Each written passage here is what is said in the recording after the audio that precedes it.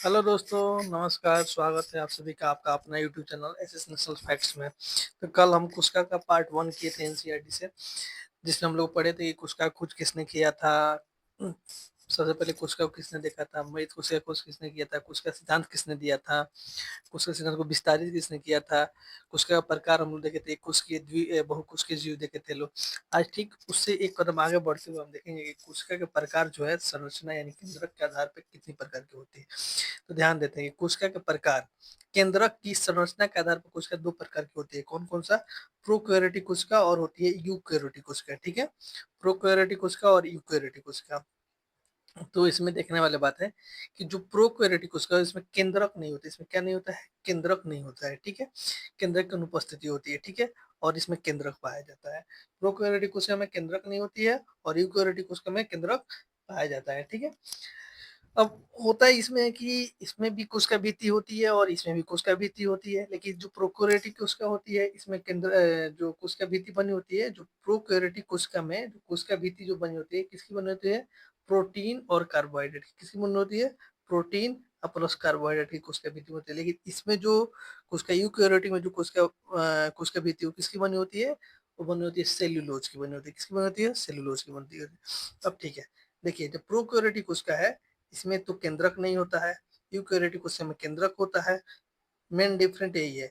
लेकिन इसमें केंद्रक के बजाय क्या होता है? इसमें केंद्रक के बजाय हिस्टोन प्रोटीन रहित डीएनए पाया जाता है, जिसका केंद्रकाभ कहा जाता है, न्यूक्लाइड कहा जाता है। यानी केंद्र इसमें न्यूक्लाइड पाया जाता है। ठीक है, और हिस्टोन और प्रोटीन और डीएनए मिलकर आपको पता है क्रोमोसोम बनाते हैं। ठीक है, चलिए इसमें पाया जाता है 17S पाया जाता है। क्या 17S है? यानी राइबोसोम है वो 70S इसमें पाया जाता है, लेकिन इसमें कितना पाया जाता है? 80S पाया जाता है। ठीक है, अब प्रोकैरियोटिक जो कोशिकाएं होती है किससे सांस किसके थ्रू लेती है? तो प्लाज्मा झिल्ली के द्वारा सांस लेती है। लेकिन जो यूकैरियोटिक कोशिकाएं होती है वो किसको? माइटोकॉन्ड्रिया के थ्रू श्वसन करता है। ठीक है, प्रोकैरियोटिक कोशिकाएं श्वसन जो करती है किसके द्वारा करती है? प्लाज्मा झिल्ली के तहत करती है। और यूकैरियोटिक जो कोशिकाएं श्वसन करती है माइटोकॉन्ड्रिया के तहत मतलब श्वसन करती है। अब रही बात की कोशिका का जो विभाजन होता है, प्रोकैरियोटिक कोशिका जो विभाजन होता है अर्धसूत्री प्रकार का होता है, और यूकैरियोटिक कोशिका में क्या होता है? अर्धसूत्री होता है और समसूत्री दोनों प्रकार का होता है। ठीक है, अब पाया जाता है इसमें लिंग प्रजनन इसमें नहीं होता है और लिंग प्रजनन यूकैरियोटिक में होता है। ठीक है, आगे समझ में। तो देखिए केंद्रक की संरचना के आधार पर कोशिका दो प्रकार का होता है।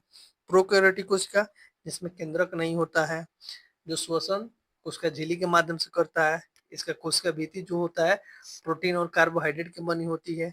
इसमें राइबोसोम 17S होता है, कोशिका झिल्ली अनुपस्थित होती है, माइटोकॉन्ड्रिया अनुपस्थित होता है। ठीक है, और इसमें केंद्र का जगह क्या होता है? न्यूक्लाइड होता है, केंद्राभ होता है। क्या होता है? केंद्राकाभ।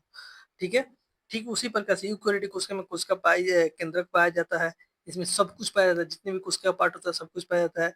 इसकी कोशिका भित्ति जो होती है किसकी बनी होती है? सेलुलोज की बनी होती है। ठीक है, दूसरी चीज है कि इसमें जो श्वसन प्रक्रिया होता है किसके थ्रू होता है? माइटोकॉन्ड्रिया के थ्रू होता है। और इसमें 80S राइबोसोम पाया जाता है, और इसमें समसूत्री और अर्धसूत्री दोनों विभाजन होता है, और इसमें सिंगल केवल प्रोकैरियोटिक में क्या होता है? अर्धसूत्री विभाजन होता है। ठीक है, अब नेक्स्ट देखते हैं कि कोशिका की संरचना क्या है। बाह्य आवरण और कोशिका की संरचना के बारे में देखते हैं। तो सबसे बाह्य आवरण पाया जाता है कोशिका भित्ति और कोशिका झिल्ली। तो कोशिका भित्ति जो एक ऐसा चीज है, कोशिका में केवल पादप कोशिका यानी जो कोशिका होता है दो प्रकार का होता है। एक होता है पादप और एक होता है जंतु। एक होता है पादप और एक होता है जंतु। तो पादप कोशिका में ही केवल कोशिका भित्ति पाई जाती है, लेकिन कोशिका झिल्ली जो है पादप और जंतु दोनों में पाया जाता है। तो आइए हम देखते हैं कोशिका भित्ति के बारे में। यह जीवाणु, कवकों एवं पादपों में के कोशिकाओं की सबसे बाहरी परत होती है। जीवाणु में भी होता है, कवक में भी होता है, और पादपों में की बाहरी परत होती है, सबसे बाहरी परत जो कि निर्जीव होती है। जो कोशिका भित्ति क्या है? निर्जीव होती है। कोशिका भित्ति क्या होती है? निर्जीव होती है। ठीक है, अब नेक्स्ट है कि जीवाणु में जो जीवाणु है, जीवाणु में कोशिका भित्ति किसकी बनी होती है? पेप्टाइडोग्लाइकेन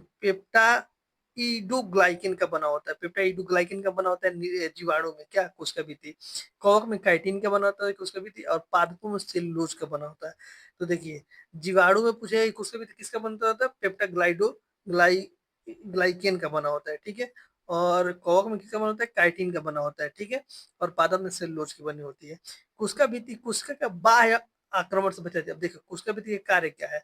तो कोशिका भित्ति का कार्य है कि जो भी कोशिका है, पादप कोशिका हो या कवक कोशिका हो, उनको बाह्य आक्रमण से बचाती है, बाह्य आक्रमण से रक्षा करती है। ठीक है, ये कोशिकाओं का आकार प्रदान करती है। कोशिकाएं राउंड में है, आयताकार है, वर्गाकार है, उसको एक आकार देती है और उसको बाहरी आवरण से करती है, रक्षा करती है। ठीक है, और देख कोशिका भित्ति के कारण पादप कोशिकाएं परिवर्तनीय माध्यम को जंतु कोशिका की अपेक्षा आसानी से सहन कर लेती है। ठीक है, कोशिका भित्ति के कारण पादप कोशिका जो होती है परिवर्तनीय माध्यम को जंतु कोशिका की अपेक्षा आसानी से सहन कर लेती है। कोशिका भित्ति पादपों, कवक और जीवाणु की कोशिकाओं की अपेक्षा कम तनु विलीन में फटने नहीं देती है। ठीक है, कहने का मतलब है कि कोशिका जो भित्ति होती है सबसे बाहरी आवरण होती है और क्या करते हैं, आकार प्रदान करता है किसको, पादप को, कवक को और जीवाणु को। ठीक है, अब उसके बाद आता है, जैसे मान के लिए कोशिका हो गया, कोई कोशिका हो गया, तो इसके सबसे बाहरी आवरण क्या हो गया, कोशिका भित्ति। इसके बाद जो इसके बाद आवरण लगा होगा, इसके बाद मतलब जो भी पार्ट हो उसको हम कोशिका झिल्ली कहते हैं। ठीक है, इस सभी में पाया जाता है, सभी कोशिका में, यानी पादप कोशिका, जंतु कोशिका, सब में पाया जाता है। तो सभी कोशिकाओं के चारों तरफ से एक पतली झिल्ली पाई जाती है जिसे हम कोशिका झिल्ली है कहते हैं। इसे कई सारे नाम है, सेल मेम्ब्रेन कहते हैं, कोशिका झिल्ली कहते हैं। ठीक है, यह अत्यंत पतली लचीली होती है। कैसी होती है, पतली होती है और लचीली होती है। अर्धपरागम्य होती है, क्या होती है, अर्धपरागम्य होती है। ठीक, तथा चयनात्मक चयनात्मक चयन करने वाली होती है। सेमी सिलेक्टिवली प्रीमेबल, चयनात्मक, चयनात्मक मतलब होता है कि वहां से कौन अंदर जाएगा, कौन बाहर जाएगा, यानी गार्ड का काम करती है। जैसे हम किसी कहीं पे भी जाते हैं मॉल्स वगैरह में, तो वहाँ पे गार्ड होता है, तो गार्ड देखता है किसको अंदर जाना है, मतलब कोई आतंकवादी तो नहीं घुसेगा। वैसे ही जो कोशिका झिल्ली है सिक्योरिटी का काम करती है और चयनात्मक, चयन करके ही अंदर जाने देती है, किसको, जल को या किसी भी हवा वगैरह को। ठीक है, इसलिए इसको हम क्या कहते हैं, चयनात्मक पारगम्यता कहते हैं। कोशिका झिल्ली का लचीलापन एक कोशिकीय जीवों में कोशिका के बाह्य वातावरण से अपना भोजन तथा अन्य पदार्थ को ग्रहण करती है। ठीक है, इस प्रक्रिया के एंडोसाइटोसिस कहते हैं। जब कोशिका बाह्य वातावरण से अपना भोजन ग्रहण करती है तो उस प्रोसेस को हम क्या कहते हैं, एंडोसाइटोसिस कहते हैं। क्या कहते हैं, एंडोसाइटोसिस प्रोसेस कहते हैं। ठीक है, और किसके थ्रू होता है, यह होता है कोशिका झिल्ली के थ्रू होता है। ठीक है, अमीबा अपना भोजन भी इसी प्रक्रिया से, अब पूछते हैं कि अमीबा अपना भोजन किस प्रक्रिया से प्राप्त होता है, तो एंडोसाइटिस की प्रक्रिया से प्राप्त होता है। और कल हमने क्या देखा था, अमीबा का जो आकार होता है किसकी वजह से, पदार्थ की वजह से वैसे होता है, पदार्थ की वजह से अमीबा का आकार क्या होता है, अमीबा का आकार फिक्स होता है। ठीक है, अब नेक्स्ट आते हैं, जंतु कोशिका में बाहरी आवरण होती है जो कि पादप कोशिका में कोशिका भित्ति के अंदर पाई जाती है। जंतु कोशिका में सबसे बाहरी आवरण कौन सी होती है, कोशिका झिल्ली होती है। वही पादप में पहले कोशिका भित्ति होता है, कोशिका भित्ति के बाद क्या होता है, कोशिका झिल्ली होता है। ठीक है, कोशिका झिल्ली, कोशिका झिल्ली सिंगर निकोल्सन,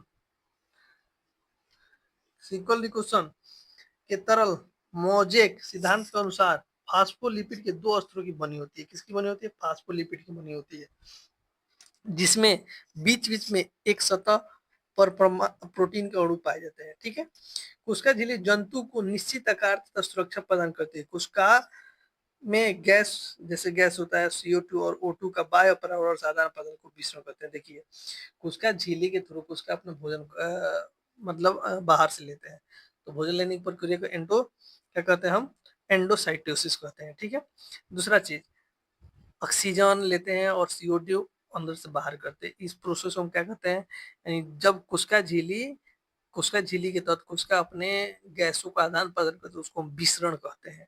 क्या कहते हैं, विसरण, किसके लिए, गैसों के, जब गैसों का आदान प्रदान होगा तो हम क्या कहेंगे, विसरण कहेंगे। क्या कहेंगे, विसरण, डिफ्यूजन। ठीक है, वही जब जल होगा होगा जल का आदान प्रदान होगा, यानी कोशिका झिल्ली के थ्रू बाहर से जल अंदर आए और अंदर से अंदर का जो वेस्ट है बाहर जाए इन जल के रूप में, तो उसको हम बोलेंगे क्या, उसको हम बोलेंगे प्रासरण। उसको हम क्या बोलेंगे, प्रासरण। उसको हम क्या बोलेंगे, प्रासरण बोलेंगे। ठीक है, उसको हम क्या बोलेंगे, प्रासरण बोलेंगे। ठीक है,